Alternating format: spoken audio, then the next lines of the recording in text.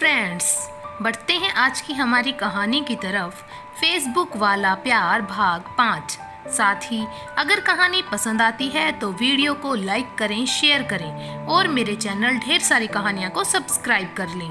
तो आइए शुरू करते हैं। मैंने कहीं पढ़ा था कि इंसान को उसके किए का फल इसी दुनिया में मिलता है। लोग भूल जाते हैं कि ईश्वर के पास उसके किए गए पापों का पूरा लेखा जोखा होता है। लेकिन रॉबर्ट ये भूल गया था कि वो सिर्फ भगवान का ही नहीं, मेरा भी दुश्मन था। उसने मेरी इज्जत, मेरे सम्मान को तार तार किया था। आखिर उसे गिरना तो पड़ेगा। अगर औरत लक्ष्मी का रूप है तो वो चंडी का भी है। प्यार के खातिर अगर वो अग्नि परीक्षा दे सकती है तो माँ काली बनकर राक्षसों का नाश भी कर सकती है। अब मुझे इंतजार था कि कब रॉबर्ट का घर दिखे और मैं उसके सांसों को अपने हाथों से बंद करूं। आखिर मैं रॉबर्ट के घर पहुंच चुकी थी। जैसे ही मैं अंदर आई तो मैंने देखा कि रॉबर्ट अपनी चमचमाती रिवॉल्वर को साफ कर रहा था। पहले तो मैं डर गई, पर जल्द ही अपने डर पर काबू पाते हुए अपने इरादों को और मजबूत कर लिया। खैर, उसकी नज़र मुझ पर पड़ी तो वो अपने गन को एक साइड रखते हुए दौड़कर दरवाजे के पास आ गया और कहा, अरे जान, तुम अकेले मेरे घर, किसी ने रोका नहीं? मैंने उसके होठों को सहलाते हुए एक सर्द आवाज में कहा, रॉबर्ट, अब से तू मेरा मालिक बन गया। रॉबर्ट, देख रॉबर्ट, हमारा सपना पूरा हो गया। मैं उस कोठे और शांति देवी की सारी संपत्ति की मालकिन बन गई। ये सब तेरा है रॉबर्ट, सब तेरा। रॉबर्ट की मानो बोलती बंद हो गई हो। उसकी आंखों की चमक उसका गंदा दिमाग बयान कर रही थी। फिर एक जोर की हंसी के साथ उसने मुझे अपनी गोद में उठा लिया और मुझे पलंग पर पटकते हुए जोर से कहा, जान, तूने तो कमाल कर दिया रे मेरी जान। अब से हम करोड़ों के मालिक बन गए। आज मैं बहुत खुश हूँ मेरी रानी। मैंने उसकी शर्ट उतारते हुए कहा, हाँ रॉबर्ट, हाँ, अब से सब मेरे नाम है। और मैंने कहा था ना, जो कुछ मेरा है वो सब कुछ तेरा है। आज से मैं सिर्फ तेरी हूँ रॉबर्ट, सिर्फ तेरी। अब मैं किसी के साथ नहीं सोऊंगी। ये ले रॉबर्ट, ये ले, कर ले जितना प्यार करना है तुझे। रॉबर्ट, आज तो तुझ पर मैं वो प्यार बरसाऊंगी कि तेरी जान ही निकल जाएगी। आज से ज्यादा खुशी वाला दिन मेरी जिंदगी में कभी नहीं आया। तेरे इस नशे को मैं और बढ़ाना चाहती हूँ। आज तू भी पिएगा और मैं भी जी भर के पीऊंगी। तेरे लिए अपने इन मुलायम हाथों से मैं पैक बनाऊंगी। उसने उमंग भरी निगाहों से अपने मुस्कुराते हुए लबों को फैलाया और दांतों को चीरते हुए किसी स्प्रिंग की तरह सर हिलाते हुए हाँ में अपने सर को हिलाया।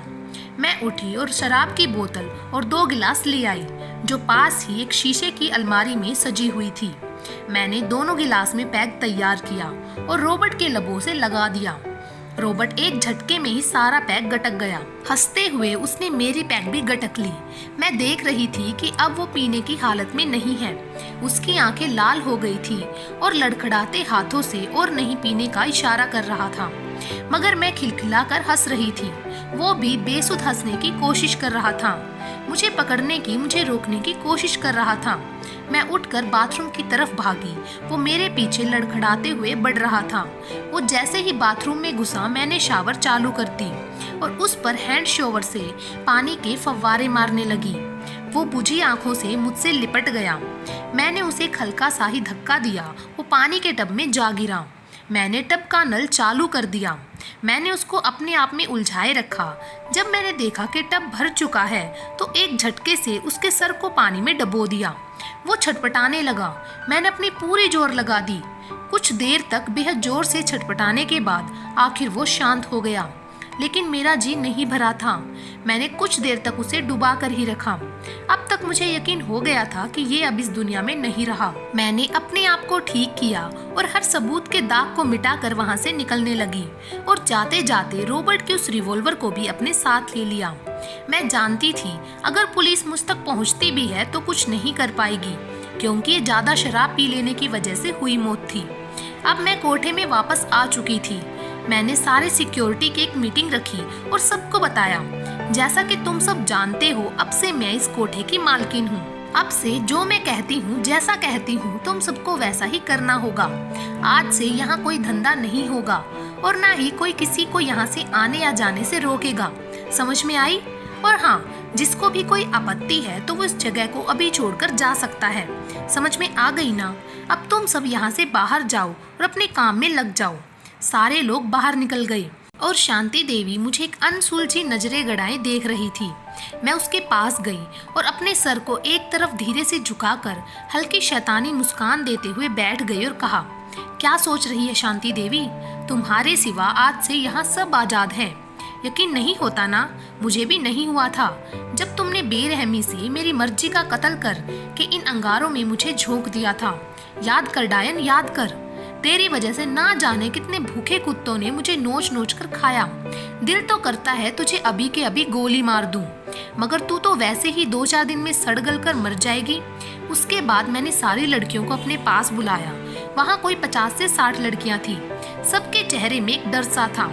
मैंने एक बुलंद आवाज में कहा, जिसको अपनी इज्जत प्यारी है वो एक साइड हो जाए, और जिसको ये धंधा पसंद है वो आज ही इस हवेली को छोड़कर, इस कोठे को छोड़कर चले जाए, क्योंकि आज से यहाँ ये जिस्मानी धंधा नहीं होगा। मेरे इतना कहते ही वहाँ खुशियों की लहर दौड़ गई। कईयों के तो आंखों से खुशी के आंसू निकल गए। मैं देख रही थी यहाँ एक ऐसी लड़की नहीं थी जो मेरे इस फैसले से नाखुश थी। सबने मुझे अपनी गोद में उठा लिया था। मेरे भी आंखों से आंसू निकल आई थी। मैंने भी जितना हो सका सबको अपने गले लगाया। सबके जज्बात आज आजाद थे।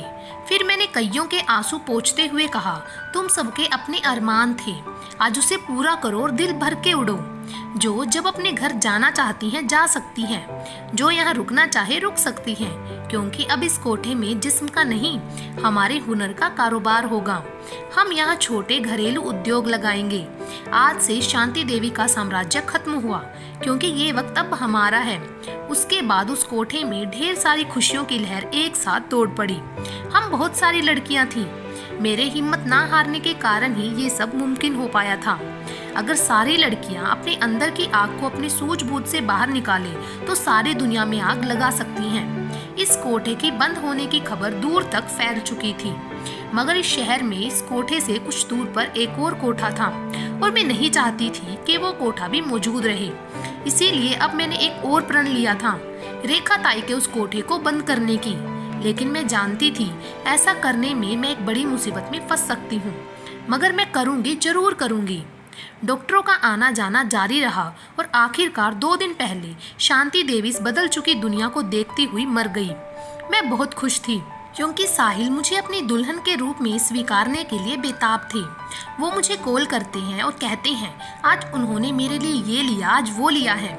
मेरे लिए ये सब एक सपने के समान था। मैं सच में बेहद खुश थी, क्योंकि इनमें से अधिकतर लड़कियां अपने घर लौट चुकी थी। लेकिन अब भी 25 लड़कियां और मैं इस कोठे के रंग रूप को पूरी तरह से बदल रही थी। हम सारी लड़कियां इस कोठे को काम का मंदिर बनाने में जुट चुकी थी। मगर ना जाने क्यों आज मेरे मन में एक अजीब हलचल थी, एक उलझन थी। मैं चुपचाप खामोशी के साए में बैठी अपने अतीत में गुजरे जुल्मों, सितम और प्रेम में उलझी गुत्थियां सुलझा रही थी। तभी बाहर सिक्योरिटी का फोन आया और उसने मुझे बताया कि फाइबर मशीनें और कुछ सिलाई मशीनें लेकर एक डिलीवरी वाला आया है। मैं उठी और उस डिलीवरी को प्राप्त करने के लिए बाहर मेन गेट तक पहुंची। मैं बेहद खुश थी। मैं देख रही थी कि मशीनें गाड़ी से उतारी जा रही हैं। लेकिन अभी मैंने डिलीवरी प्राप्ति में दस्तखत किया ही था कि पुलिस की एक कार मेरे सामने आकर रुक गई। उसमें से एक इंस्पेक्टर बाहर आया और सीधे मेरे पास आकर खड़ा हो गया और मुझसे कहा, कैसी हो कोठे की नई मालकिन? मैंने अपने आंचल को सर में लेते हुए कहा, इंस्पेक्टर साहब, अब ये कोठा नहीं है। देखिए ऊपर क्या लिखा है। इंस्पेक्टर ने सर उठाया और ऊपर लगे बोर्ड को देखते हुए कहा, ओह, नारी श्रम गृह। आपका नाम रोमा है ना? वैसे आप जितनी बला की खूबसूरत मैंने कभी नहीं देखी। चलिए अंदर चलकर बात करते हैं। मैंने अपना एक हाथ उठाया और उनके आगे बढ़ते हुए कदमों को रोक दिया और अपनी निगाहें उनसे मिलाते हुए उन्हीं के अंदाज में कहा, इंस्पेक्टर खान, यहाँ लिखा है ना, मेरी बात ध्यान से सुनिए। आप अंदर नहीं जा सकते, अंदर लड़कियां हैं। इस पर इंस्पेक्टर ने पहले तो एक बुझी सी मुस्कान दी और कहा, क्या बात है? एक वो मालकिन थी जो कहती थी, अंदर चलिए, अंदर लड़कियां हैं, और एक आप हैं जो, खैर इन सब से मेरा कोई लेना देना नहीं है। थाने का हफ्ता दे दे, मैं अभी चला जाऊंगा। मैंने बड़े अदब से जवाब दिया, इंस्पेक्टर आपको जितने पैसे चाहिए ले लीजिए, मगर लौट कर वापस फिर मत आइएगा। और हाँ, जाते समय थोड़ा ये भी सोच लेना कि वो सही था कि मैं सही हूँ, वो जिस्मानी धंधा सही था या मेहनत से किया जाने वाला ये काम सही है। इंस्पेक्टर मुस्कुरा रहा था। फिर उसने अपनी आंखें लंबी बंद की और पुनः खोलते हुए और एक लंबी सांस लेकर छोड़ते हुए कहा, आपको क्या लगता है उस रॉबर्ट का मर जाना प्राकृतिक था? पुरानी मालकिन का मर जाना, इस कोठे का फैक्ट्री में बदल जाना सब प्राकृतिक है? मैडम, मैं कोई भेलपूरी बेचकर पुलिस नहीं बना, ना ही अपने जमीर को बेचकर बना हूँ। मैंने अपने करियर में ऐसा कारनामा कभी नहीं देखा जो आपने किया है। मैं इस थाने में नया आया हूँ और पिछले वाले का ट्रांसफर हो गया है। मैंने इतना सुनते ही जोर से उस इंस्पेक्टर का हाथ पकड़ा और उनसे हाथ मिलाते हुए कहा, थैंक यू सर, मुझे माफ कर देना, मैंने आपको गलत समझा। तो इंस्पेक्टर ने मेरा हाथ छोड़ते हुए कहा, देखो मैडम, मैं बस इतना कहने आया था कि उस रेखा ताई से बच कर रहना, उसकी पहुंच दूर तक है। मैंने मुस्कुराते हुए विनम्रता के साथ अपने दोनों हाथ जोड़ते हुए उन्हें यहाँ से विदा कर दिया। 2 दिन बीत चुके थे और मैं बैठी सोच रही थी कि मैं उस रेखा ताई का मुकाबला कैसे करूं। वो एक खतरनाक औरत थी। वो 2 कोठों को अपनी पहचान के दम पर बंद करवा चुकी थी, लेकिन मैं प्रण ले चुकी थी, इसलिए शाम ढलने के इंतजार करने लगी। कुछ पल बीतने के बाद आखिरकार अंधेरों ने दस्तक दे ही दी। मैंने खुद को तैयार किया और रेखा ताई के कोठे तक पहुंच गई। मैं बहुत डरी हुई थी क्योंकि मैं नहीं जानती थी कि इसके बाद मेरी जिंदगी किस दिशा में जाएगी। मैंने साहिल को फ़ोन किया और फफक कर रो पड़ी। साहिल हड़बड़ाई हुई आवाज़ में मुझसे रोने की वजह पूछ रहा था। मैंने साहिल से सिसकियों के साथ कहा, साहिल, मुझे माफ़ कर देना, आप मेरे नसीब के सितारे हो, मगर शायद मेरी किस्मत में आपके मोहब्बत का सिंदूर नहीं है। मैं आपसे बेहद प्यार करती हूँ। मेरी बातें सुन साहिल घबराने लगा और हकलाते हुए पूछा, रोमा, ये क्या कह रही हो? सब कुछ ठीक तो हो गया था। ये क्या है रोमा? मुझसे कोई गलती हुई? मैंने तो शादी की सारी तैयारियां भी कर ली है रोमा। प्लीज मुझे बताओ ना, क्या बात है? बताओ रोमा, बताओ ना। मेरी आंखें डबडबा गई और मेरे लब कांपने लगे। मैंने साहिल से कहा, साहिल, आप मुझे माफ कर दो, मैं जी नहीं पा रही हूँ। मैं उन लड़कियों के दर्द को हर पल महसूस कर रही हूँ जो अंधेरे की चादर लपेटे डर के उस साए में सिसक सिसक कर रेखा ताई की गुलामी कर रही हैं, मगर हर रोज अपने आंचल को दागदार होने से नहीं बचा पा रही हैं। वो सब मजबूर हैं साहिल, मुझसे उनकी पीड़ा नहीं देखी जाती साहिल। साहिल ने चिल्लाकर मुझे रोकते हुए कहा, पागल हो गई हो रोमा, तुम पूरी दुनिया से नहीं लड़ सकती। तुमने जितना किया वो बहुत है रोमा, दुनिया को अपने अनुसार नहीं चला सकती तुम। वापस आ जाओ रोमा, प्लीज वापस आ जाओ। वो लोग तुम्हें नहीं छोड़ेंगे, मेरी बात मान लो प्लीज। इतना कहते हुए उसका गला भर आया था, लेकिन अब मैं पीछे नहीं हट सकती थी। मैंने साहिल को समझाने की कोशिश करते हुए कहा, साहिल, मुझे माफ कर दो, तुम उस जिल्लत भरे एहसास को कभी नहीं समझ सकते साहिल। जब वहसी दरिंदे किसी लड़की के जिस्म को निर्लज्जता से छूते हैं, नोचते हैं, काटते हैं, उनकी आत्मा को जख्मी कर उनका बलात्कार करते हैं, तो उस समय उसे कैसा लगता है? मैंने 2 साल इस दर्द को जिया है साहिल, मुझे माफ कर दो। अब मैं रेखा ताई के दहलीज में आ गई हूँ, शायद वापस ना लौट पाऊँ। मैं सिसकियों से रोने लगी। मैं अब बात नहीं कर सकती थी। मुझे डर था कि कहीं साहिल की बेशुमार मोहब्बत मेरे कदम ना रोक दे। मैंने फोन बंद कर दिया और तेज कदमों से रेखा ताई के कोठे तक पहुंच गई। दरवाजे के बाहर कई मुस्टंडे सिक्योरिटी वाले खड़े थे। उनमें से कई ने मुझे पहचान लिया था। मैंने उनसे कहा कि मुझे रेखा ताई से मिलना है। पता नहीं क्यों, मगर वो लोग मुझसे घबरा रहे थे, जैसे मैं कोई शक्तिशाली महिला हूँ। उनमें से एक ने कहा, आप शांतिबाई कोठे की नई मालकिन है ना? मेहरबानी करके यहीं रुकिए, मैं रेखा ताई को कॉल करता हूँ। मैंने सिर्फ सर हिलाकर हाँ में इशारा किया। उन्हें क्या पता मैं खुद उन्हें देखकर घबराई हुई थी। उसने मेरे सामने ही अंदर कॉल करके बताया कि शांतिबाई कोठे की नई मालकिन रोमा आपसे मिलना चाहती है। कुछ 5 मिनट के बाद एक छरहरी मखमली कपड़े में लिपटी हुई कोई 40 या 45 साल की महिला आई। उसे और उसके मेकअप को देखकर ऐसा लग रहा था जैसे हिंदी टेलीविजन सीरियल की कोई आज्ञाकारी बहू हो। इससे पहले मैंने उसे कभी नहीं देखा था, लेकिन वो मुझे भली भांति पहचान गई और मुस्कुराते हुए अपना हाथ मेरी तरफ बढ़ा दिया। मैंने भी बिना हिचक उससे हाथ मिला लिया। अभिवादन खत्म होते ही उसने कहा, तो तुम ही हो ना रोमा? मैंने देखा था कुछ दिन पहले हर अखबार में तुम्हारी तारीफों के कशीदे लिखे हुए थे। आखिरकार मुझसे तुम्हारा क्या काम है? मैंने भी मुस्कुराते हुए कहा, रेखा ताई जी, क्या मैं आपसे अकेले में कुछ बात कर सकती हूँ? उसने चलने का इशारा किया और अब हम कोठे के अंदर बढ़ रहे थे। चलते हुए ही उसने मुझसे पूछा, तो इसमें तुम्हारी कौन सी चाल है? खैर, इस बात को रहने दो। अब तुम इस कोठे के अंदर हो और अगर कोई चाल है भी तो चल नहीं पाओगी। मैंने मुस्कुराते हुए कहा, मेरी कोई चाल नहीं है, बस इतना कहने आई थी कि जिस्मों के कारोबार के अलावा भी कई धंधे हैं।